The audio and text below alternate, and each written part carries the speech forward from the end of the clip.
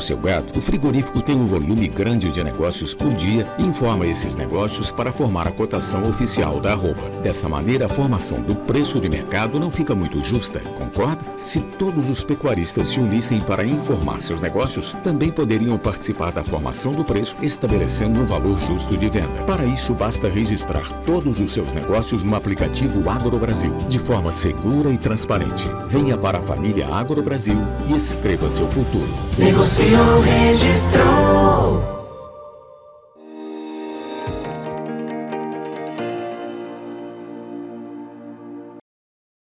Olá para você que segue ligado aqui no nosso site Notícias Agrícolas. Está começando mais um boletim para a gente falar sobre o setor pecuário, que nessa semana aí já registrou o encurtamento das escalas de abate e a gente começou a ver uma firmeza, né? Novas altas para a arroba do boi gordo. Para a gente entender todo esse cenário, a gente convidou o Fernando Henrique Iglesias, analista das safras e mercado, já está aqui com a gente.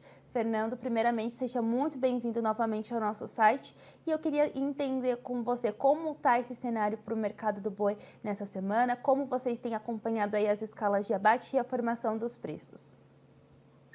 Bom dia a todos. É um prazer estar aqui em mais uma oportunidade no Notícias Agrícolas e é uma semana em que o fluxo de negócios é menor. O que aconteceu? Até a última semana de maio, os frigoríficos exerceram uma grande pressão sobre o mercado realmente. Realizaram aí um bom volume de compras a níveis mais baixos de preço, alongaram as escalas de abate. Ponto. Passou essa última semana de maio, a gente entra na virada de mês, o mercado assume uma outra conotação, assume um perfil diferente. A oferta rareou no mercado, o fluxo de negociações caiu bastante e essas escalas de abate que estavam alongadas começam a encurtar. Elas estão mais curtas nesse momento e com isso a gente começa a perceber algumas negociações já acontecendo acima da referência média, por exemplo, em Goiás, Mato Grosso do Sul. O mercado começa a se firmar realmente na região centro-norte. Em São Paulo, o padrão de negócios ainda está mantido ali, animais padrão China sendo negociados, por exemplo, a R$310 por arroba, em média. Mas, de qualquer maneira, já há indícios que o mercado começa a virar, começa a assumir uma tendência diferente nesse início de junho. Uhum. Mas, Fernando, a gente também aí tem com relação aos animais de safra, a gente tem um período de entre safra, como você vê esse cenário aí para as próximas semanas? Bom, o segundo trimestre do ano é tradicionalmente aquela época em que há maior volume de animais ofertados disponível para o abate. A maior oferta de animais está ali, o auge da safra do boi gordo, o pasto perde qualidade, o pecuarista perde capacidade de retenção e, com isso, tradicionalmente aumenta o volume de oferta e os preços atingem a mínima do ano. Está tudo dentro do previsto, dentro da sua rotina, da sazonalidade do mercado. O que acentuou esse movimento de queda, efetivamente, foi essa situação chinesa, os embargos temporários que foram impostos a algumas unidades frigoríficas do Brasil, e isso acabou gerando um aumento dessa pressão de baixa. Mas, de qualquer maneira, agora o cenário começa a mudar. Estamos entrando aí naquele período de transição entre a safra e entre a safra do boi gordo. O volume de animais ofertados vai cair sensivelmente conforme a oferta de animais de safra vai chegando ao término, vai chegando ao final, e há uma dependência maior da oferta de confinados para a composição dessas escalas de abate. Então, basicamente, estamos entrando num período em que há maior propensão a reajustes no mercado do boi. Na virada de mês de junho e julho, eu acredito que esse movimento seja ainda mais consistente.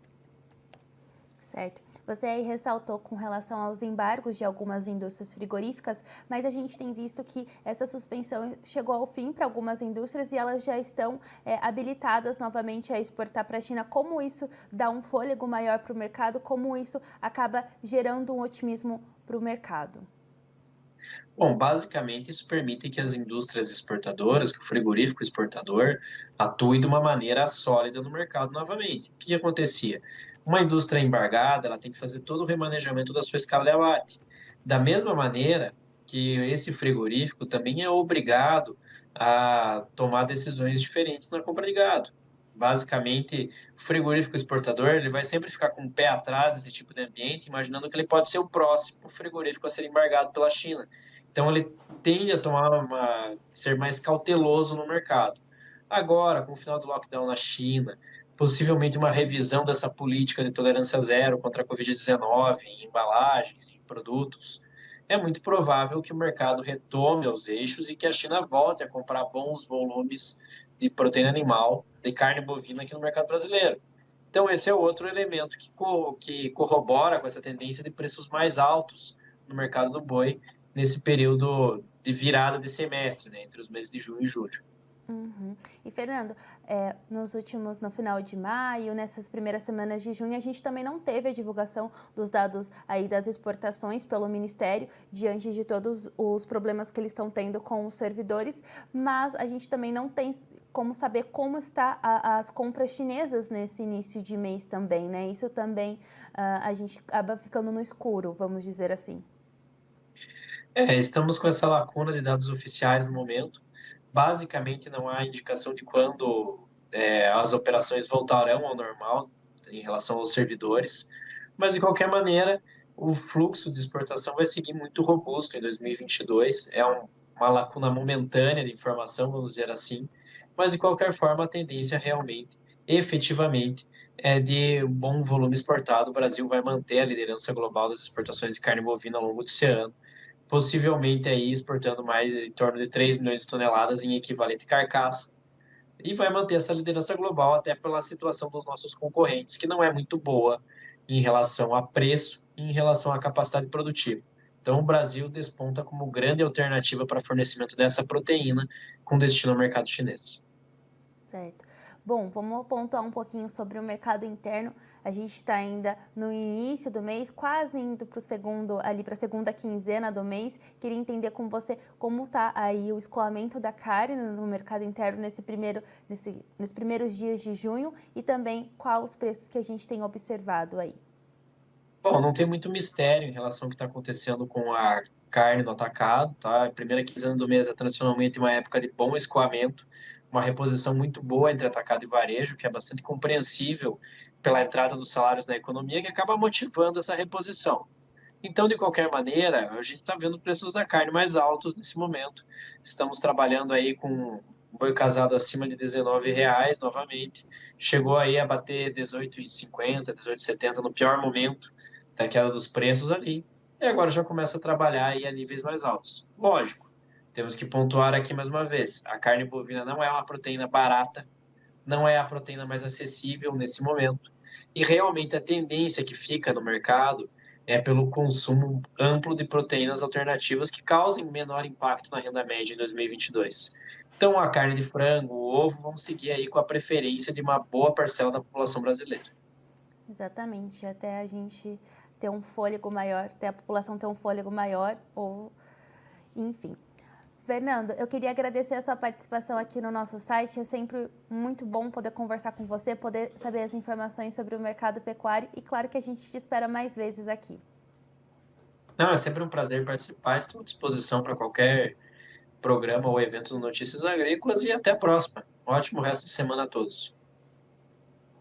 Você acompanhou a entrevista com Fernando Henrique Iglesias, ele é analista das safras e mercado, e ele pontuou que os preços aí da arroba do boi gordo durante essa semana tiveram novas valorizações e seguiram firmes diante dos encurtamentos das escalas de abate. Fernando Henrique Iglesias também pontua que na virada do mês entre junho e julho os preços podem ter um fôlego a mais, já que essa transição entre o período dos animais de safra para intersafra deve aí acabar comprometendo a oferta disponível de animais no mercado e isso deve trazer um ganho para os preços da arroba. Fernando Henrique Iglesias também pontuou que as exportações aí elas devem seguir elevadas com a demanda chinesa que já saiu do lockdown e isso acaba dando um fôlego aí para as compras de carne bovina, para as exportações de carne bovina por parte da China e também aí com toda a expectativa que ele tem sobre o mercado aí de exportações. Bom, vamos lá para a B3 para a gente ver como está o mercado futuro